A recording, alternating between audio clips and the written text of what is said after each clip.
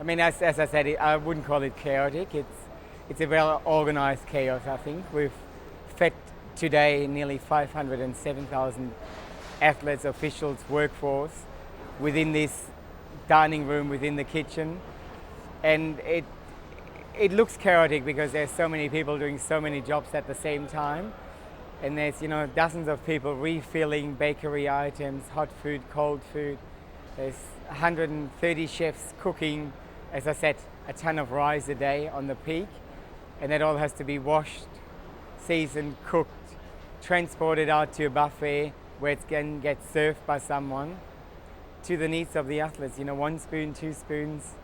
So it might look chaotic if you're not a part of that kitchen setup team. But overall, how has the experience been in a sense? Oh, the experience is good. I mean, some people say you learn more out of the bad things or the things that you do wrong than you do out of the good things. But it's a mixture. It's always a new experience.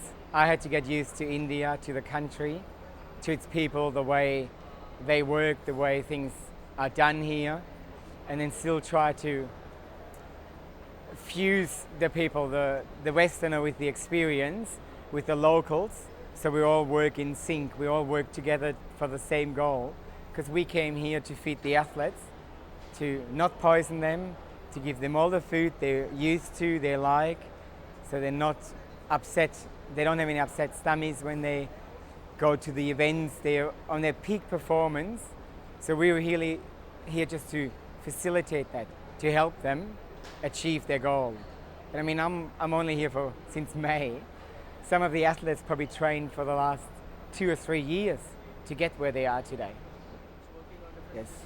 In the kitchen, the segregation actually goes further, not just, as you mentioned, the Indian, the African. In the kitchen, it goes where people will just cook the starch, like the rice. There is a crew in the Indian kitchen section. They basically just cook the dals and the curries, the vegetarian curries. There's another group that cooks the meat curries. There's people out on the grill, back and front of house, where they just cook grilled chicken today. Tomorrow it might be buffalo. The day after it might be lamb cutlets. So it's different groups doing different things for different areas. You've been in the cold kitchen earlier, where all the sandwiches get made, the salads, the fruit. So there's a group that does fruit salad, sliced fruit, washes fruit, sanitizes fruit every day, 24 hours a day. I mean, a few quantities, we've used 18 tons of rice that we cooked. I think we've used 34,000 Danish, 34,000 muffins. The ciabattas and the parathas, I can't tell you, but they're horrendous. If everyone only picked up one, that's already 500,000. And I'm sure workforce, a lot of them picked up 2 and 3. We've used up 4.5 tons of New Zealand lamb cutlets during the opening of main dining for the athletes. We've used, I think 2,400 kilos of prawns, peeled prawns. So there's this horrendous amount. In the end, what do I take from here?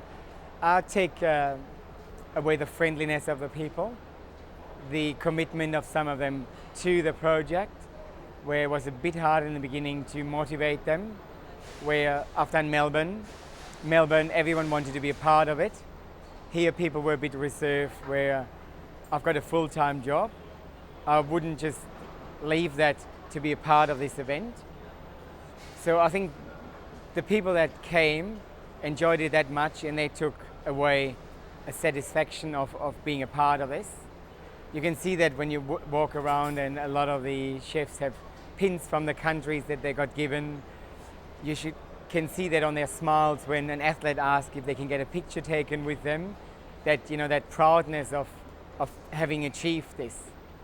Where in the beginning, I think that's a little bit unknown for the Indian culture.